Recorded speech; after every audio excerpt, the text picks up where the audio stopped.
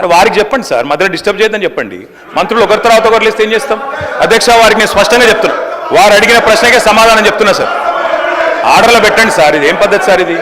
అధ్యక్ష, వారు అన్నారు అధ్యక్ష, రైతులకు మీరు ఉచితంగా ఇచ్చిన్నారు. ఎస్, 9.5 ఏళ్ళు రైతులకు ఉచితంగానే నీళ్లు ఇచ్చినాం, భూమి శిస్తు రద్దు చేసినాం, నీటి తీరువా రద్దు చేసినాం.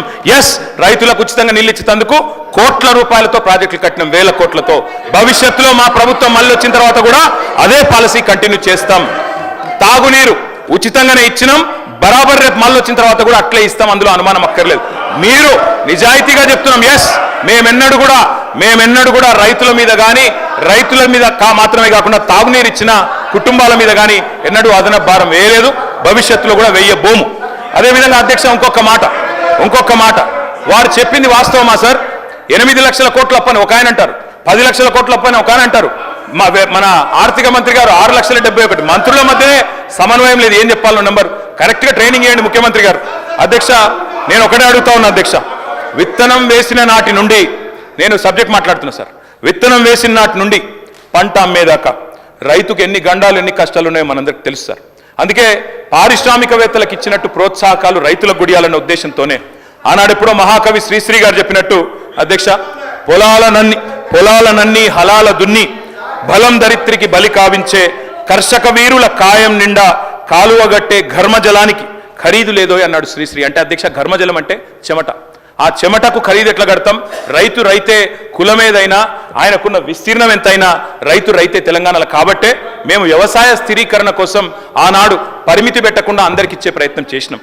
ఐటీ అని, పాన్ కార్డు ఉందని, ఐటీ ఉద్యోగులని లేదా పోడు పట్టాలని, ఒక పంట అని తప్పించుకునే ప్రయత్నం చేయలే అధ్యక్ష.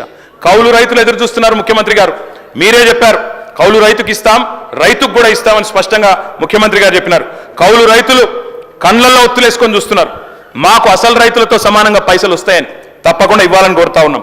నాడు రేవంత్ రెడ్డి గారే చెప్పినారు, బహిరంగ లేఖ రాసినారు మీరు, 22 లక్షల మంది ఉన్నారు కౌలు రైతులని. నేను ప్రభుత్వాన్ని అడుగుతా ఉన్నా, అనుభవదారుడి కాలం పెట్టినారు నిన్న మీరు భూభారత్లో. తప్పకుండా అనుభవదారుడి కాలం వచ్చిందంటే కౌలు రైతులు ఎవరో కూడా మీకు తెలుసు.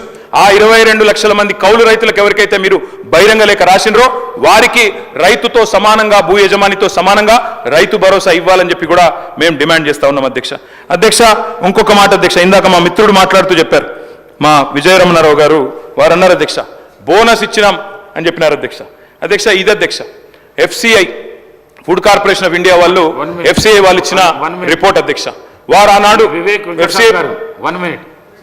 అరే సార్, అప్పుడు కౌలు రైతులకు రైతు భరోసా ఇవ్వమని చెప్పి నేను కూడా చాలాసార్లు వారిని కోరడం జరిగింది.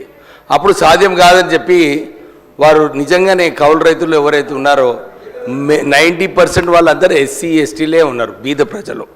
వారికి ఇవ్వకుండా అప్పుడు ఇప్పుడే వారే ఒప్పుకున్నారు, ఎవరైతే రైతు పంట వేయనే వాళ్ళకి కూడా రైతు బంధు ఇచ్చినామని చెప్పి వారు చెప్పినారు.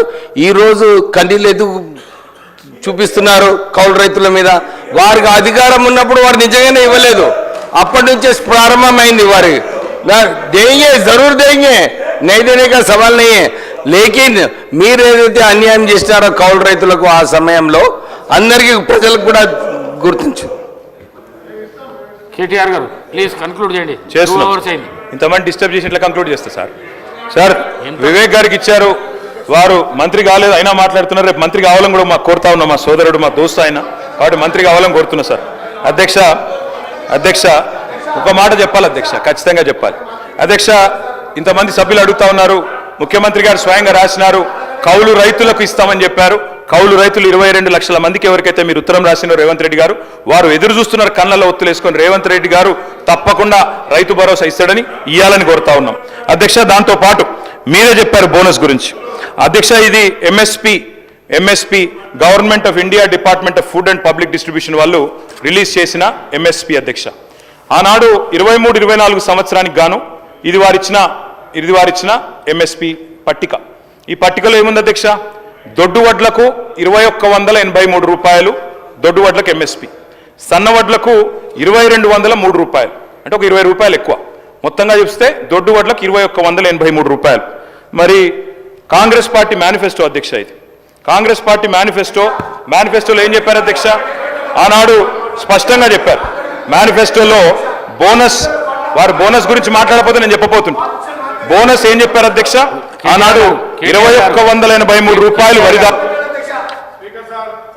అగ్రికల్చర్ మినిస్టర్ గారు మళ్ళీ మళ్ళీ మళ్ళీ మళ్ళీ మీతో రిక్వెస్ట్ చేసిండు ఒకటే,